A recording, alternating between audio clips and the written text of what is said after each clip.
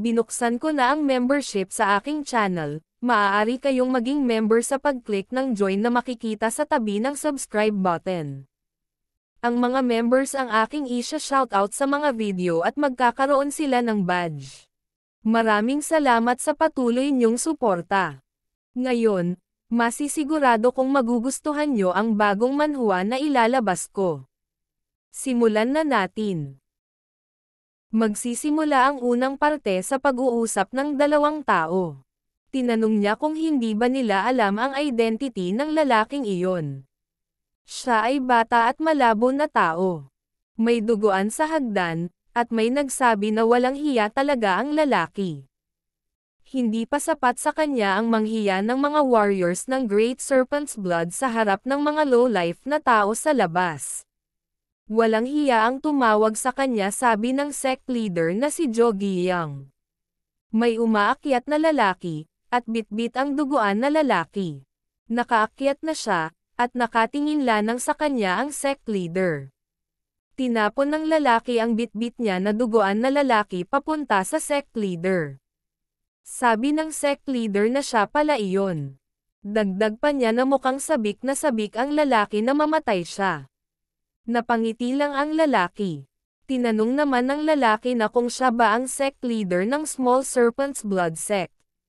Nainas ang sect leader at sinabing, sisirain niya ang lalaki hanggang laman at papakainin sa mga halimaw na aso. Tumakbo ng mabilis ang sect leader papunta sa lalaki. Ginamit ng sect leader ang kanyang devouring blood claw para pang-atake sa lalaki. Malapit na sana niya mahablot ang lalaki, pero nagulat siya kung saan nagpunta ang lalaki. Nagtataka siya, at yun pala ay nasa likod niya na. Nagulat ang sect leader pero hindi parent siya huminto para gamitin ang devouring blood claw niya. Pagka-atake niya ulit, nagulat siya dahil nasa likod na naman niya ang lalaki. Napangiti lang ang lalaki. Umatake ulit ang sect leader at naiinis na siya dahil pinagtitripan siya ng lalaki ng kanyang walang kwentang tricks. Naputol ang kapirasong buhok ng lalaki, napunit ang isang parte ng damit, at nahiwa ng onti ang kanyang pisngi. Napangiti ang sect leader at mas naghanda pa ulit sa atake niya. Sabi ng sect leader na dapat tinitignan ng mabuti ng lalaki ang kanyang kalaban kahit na inaasar siya. Tinamaan ang lalaki sa atake ng sect leader at tumalsik at tumama siya sa pader. Napadapa na lang din ang lalaki at natuwa ang sect leader. Sabi ng sect leader na akala niya ay may kakayahan ang lalaki dahil magaling ang mga tricks niya. Pero sa kalagayan ng lalaki ngayon, mukhang meron lang siyang cheap tricks. Dagdag pa ng sect leader na kahit hindi pa narinig ng lalaki ang Serpent's Blood dati, namumuhay lang ang lalaki ng miserableng buhay na meron lamang walang kwentang tricks, at ngayon ay mamamatay na siya.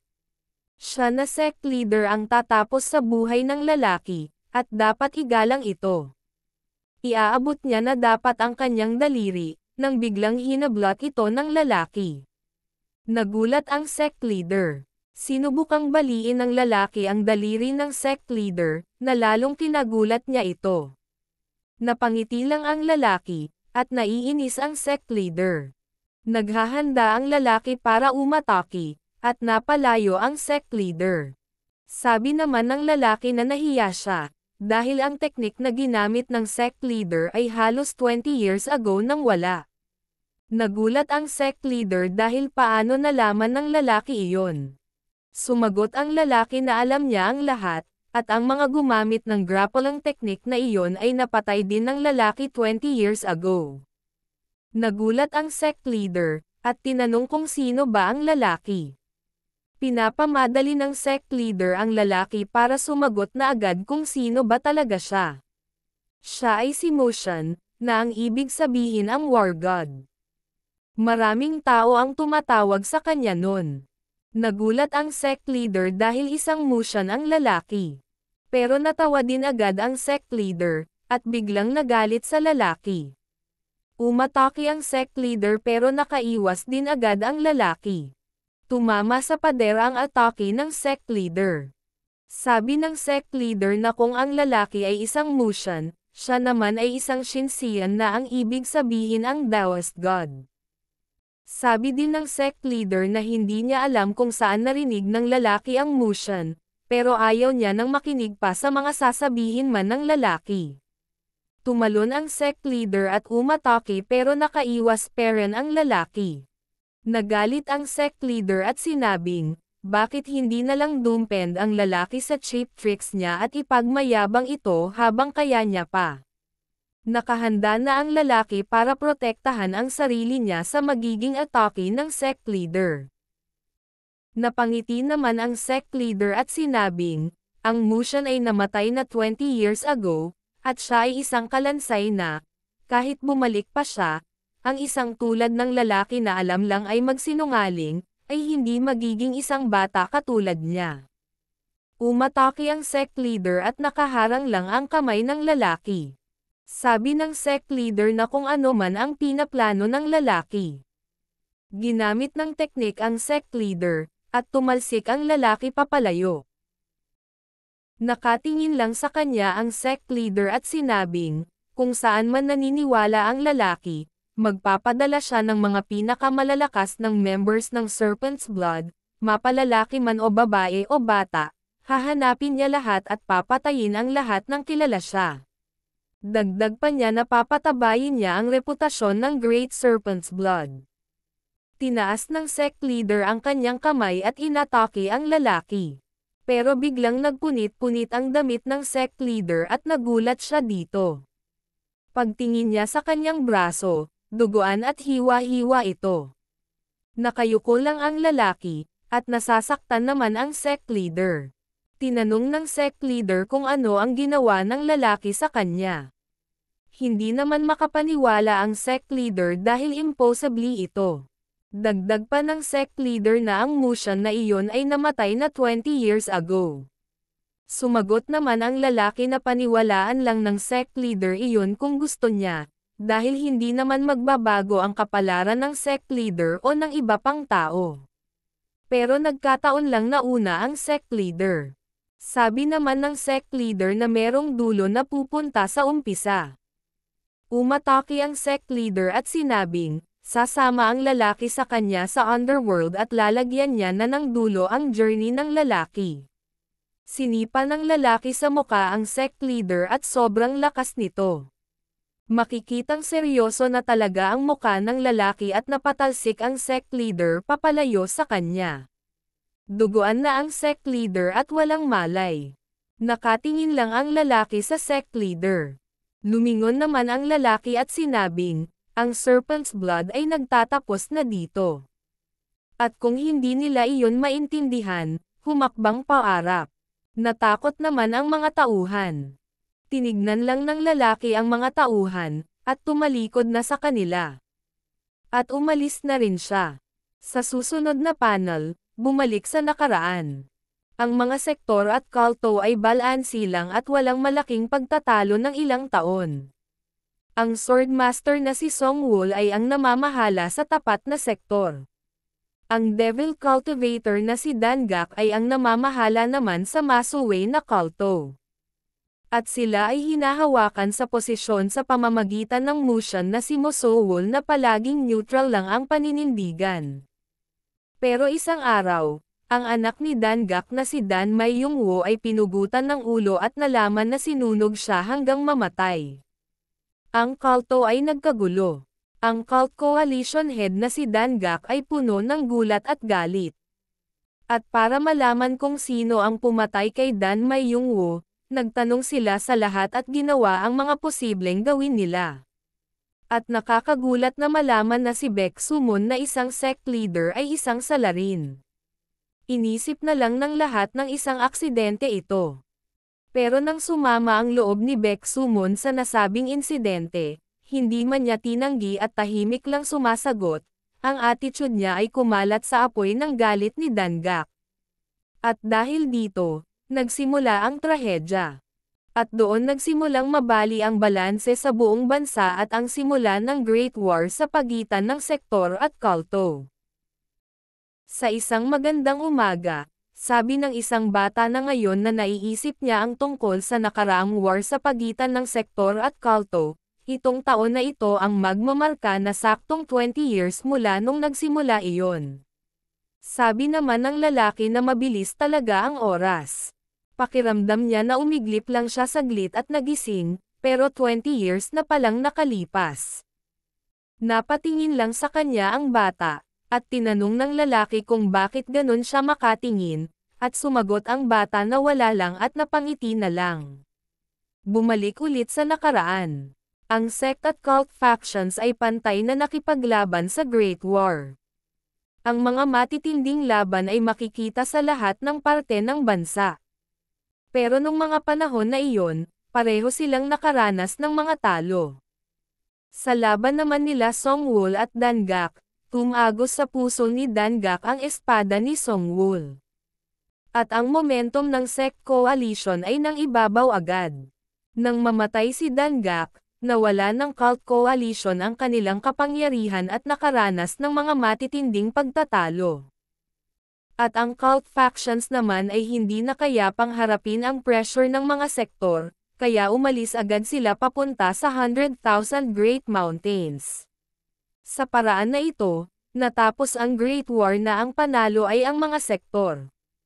At dahil din dito, ang Murem Coalition ay nagkaroon ng control sa 70% ng bansa. Bumalik na sa present. Sabi ng bata na hanggang doon lang ang lahat ng alam niya tungkol sa Great War. Dagdag pa ng bata na pwede pa siyang magkwento kapag binigay niya lahat ng detalye, pero maraming butas sa kwento na iyon, kaya magmumukhang kakaiba ito kapag nagdagdag ng mga katanungan. Napatanong naman ang lalaki kung ano ang mga butas na iyon. Sumagot naman ang bata na sa opinyon niya, ang Great War ay puno na ng mga butas simula pa lang. Bumalik ulit sa nakaraan. Ang katotohanan na ang Murem leader na si Baek Sumon ay biglang nawala pagkatapos magsimula ang Great War at nagpakita agad nang matapos ito. At ang katotohanan na ang dalawang guardians ng Magyo ay biglang nawala rin sa parehas na oras. Bumalik sa present.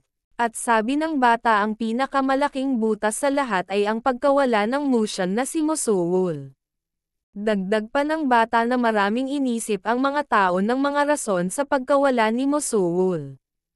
Marami din na hindi na ito inintindi pa at sinabing baka napagod lang siya at umalis, pero duda ang bata dito. At may mga nagsasabi din na naging isang Shinsean si Mosuwul. Natawa naman ang lalaki dito. Napaisip naman ang bata at sinabi na nagkakaroon na ng sense. Dahil nawala siya nang walang may alam sa peak ng martial world at sa 20 years na iyon. Tinanong ng bata kung bakit biglang nawala ang lalaki at bumalik ulit pagkatapos ng 20 years. Ang lalaki pala ay si Mosuwul. Sinagot naman ni Mosuwul ang bata na ang pangalan ay si Wonhyun na alam na agad ni Wonhyun na hindi ordinaryong tao si Mosuwul ng first time pa lang nila magkita kahit na hindi pa sinasabi ni Mosuwul kung sino talaga siya. Pero napagtanto pera ni Wonhyun kung sino talaga si Mosuwul. Sumagot naman si Wonhyun at sinabing narinig niya na si Mosuwul kay Songwoo noon. At nakita niya na isang atake lang ginawa ni Mosuwul sa Serpent's Blood, at pumunta sa sect na pinatay silang lahat ng siya lang mag-isa, kaya naisip ni Wonhyun na obvious na kung sino siya. Napangiti naman si Mosuwul.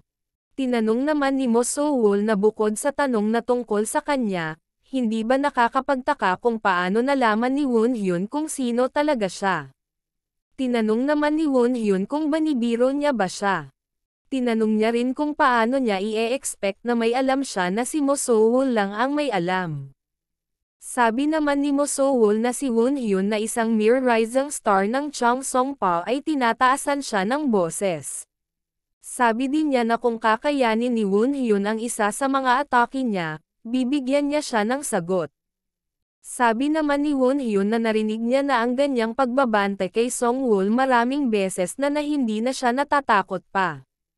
Sabi ni Mo So-woo na iba siya kay Song-woo. At mukhang hindi sinabi ng maayos ni Song-woo kay Won-hyun tungkol sa kakayahan ni Mo So-woo.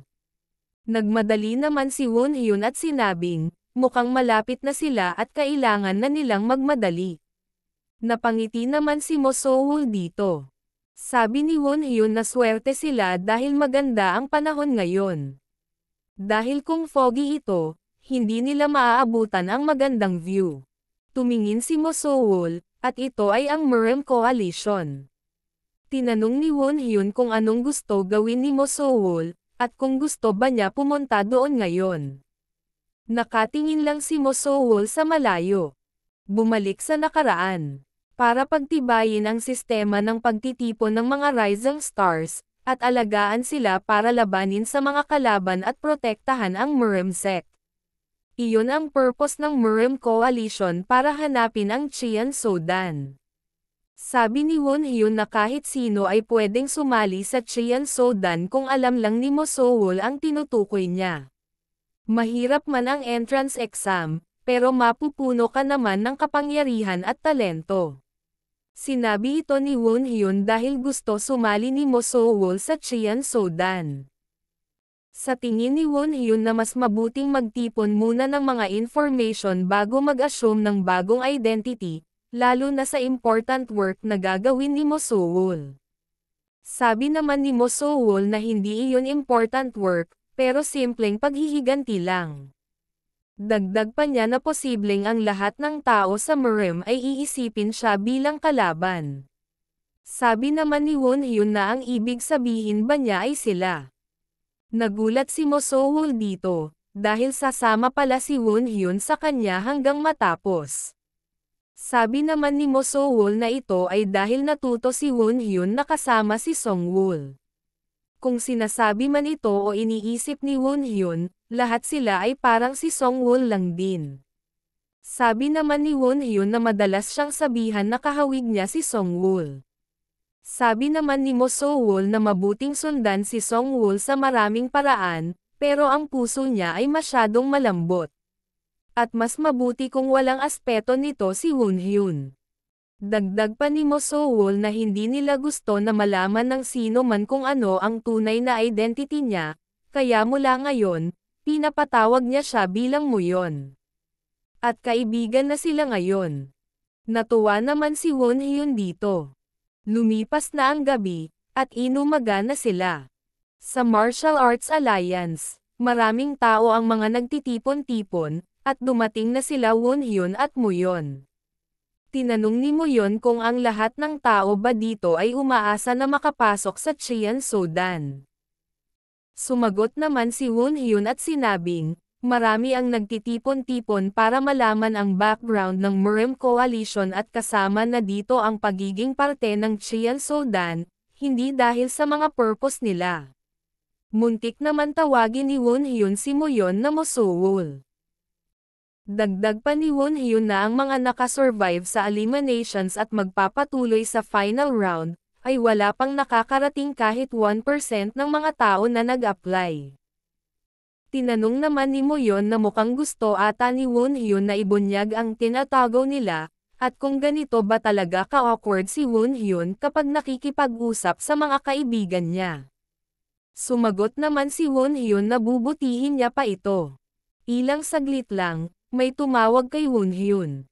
Lumapit ang lalaki na nangangalang Yang at sinabing, maraming tao ngayon at may mga nakikita siyang mga nagbabalik galing nakaraang taon. Napatingin naman si Yang kay Muyon. At tinanong ni Yang si Won-hyun kung sino ang lalaking katabi niya. Pinakilala naman ni Won-hyun na siya ay isang dating kaibigan niya na mag-a-apply sa Cheon So-dan ngayong taon. Sumagot naman si Muyon na ang pangalan niya ay Muyon. Tinanong naman ni Yang kung saang sect galing si Muyon. Sumagot si Won-hyun na isang independent practitioner si Muyon na hindi pa nakakabuo ng mga connections, kaya maliit lang ito na hindi niya malalaman. Natuwa naman si Yang na makilala si Muyon. Dagdag pa niyang na narinig niya na ang exam ngayong taon ay mas naging mahigpit kaysa sa nakasanayan. Sinabihan din niyang si Moyon ng good luck. Umalis na si Yang at sinabi ni Wonhyun na magkita sila sa Murem Coalition. Pinakilala naman ni Wonhyun si Yang kay Moyon. Siya si Yang Sol-jil na isang former member ng Wanderer faction at senior ni Wonhyun sa Cheon Sodan. Tinanong naman ni Moyon kung bakit independent practitioner na walang connections ang sinabi ni Wonhyun. Sumagot naman si Wonhyun na iyon ang sinabi niya dahil naisip niya na mabuti nang maging mapakumbaba sila. Sabi naman ni Moyon na may sense naman ito. Nagbukas na ang gate, at nagtinginan ang mga tao. May lumabas sa gate na bitbit ng ilang mga tauhan. Nagulat sila kung ano iyon. Kinuha ng sect leader ang atensyon ng lahat. Sinabi niya na lahat sila ay nagbigay ng effort para pumunta dito at kunin ang exam ng Cheon Sodan. Pero bago sila magsimula sa exam, lahat ng tao na kulang sa standards ay mga unang tatanggalin. Nagkagulo at nagtataka ang mga tao tungkol dito dahil hindi nila alam kung nag-iba ba ang content ng exam dahil wala naman ganito nakaraang taon. Inutusan naman ng sect leader ang isang tauhan na tanggalin ang takip. Nang tinanggal na ito, nagulat si Moyon dahil isang resistance stone ito. Nagtaka naman si Wonhyun kung ano ang resistance stone. Sabi ni Moyon na katulad ito ng bakal, pero ang bato nito ay may mas mataas na internal energy na nagpapalakas ng tibay nito, at kahit ang typical na suntok dito ay hindi mag-iiwan ng marka. Inutos ng sect leader ang lahat na suntukin ang bato na ito gamit ang mga martial arts nila at subukang mag-iwan ng marka. Pero ang marka ay kailangang 1 inch deep. Kapag ang suntok nila ay nakapag-iwan ng marka na at least 1 inch deep, meron silang qualifications para kunin ang exam. At kung hindi naman, hindi sila qualified. Kahit na hindi mapalad, kailangan nilang bumalik sa daan kung paano sila nakapunta dito. Humakbang naman ang isang malaking lalaki at sinabing, maliit na bato lang iyon. Sinabihan niya ang sect leader na mukhang kailangan na nila maglabas ng panibagong bato dahil hihiway niya ito na para bang tofu na kanyang isang sword strike. Natuwa naman ang sect leader at hinayaan na ang lalaki gawin ito. Tinutok na ng lalaki ang kanyang espada. Naghanda na siya at bumwelo. Tinamaan niya na ito, pero ang espada niya ang nasira. Nagulat siya dahil may sparks naman sa atake niya at maliban sa 1 inch mark, wala man lang kahit isang bakas dito. Tinanong naman ng sect leader kung ano na ang gagawin niya sa espada na iyan. Napangiti naman si Moyon dahil mukhang ang Cheon Sodan ng Murem ay nagtatrabaho na para ipataas ang kanilang mga standards. At dito nagtapos ang unang parte. Like, share, and subscribe para updated kayo sa mga susunod na chapter ng Record of the War God. Salamat!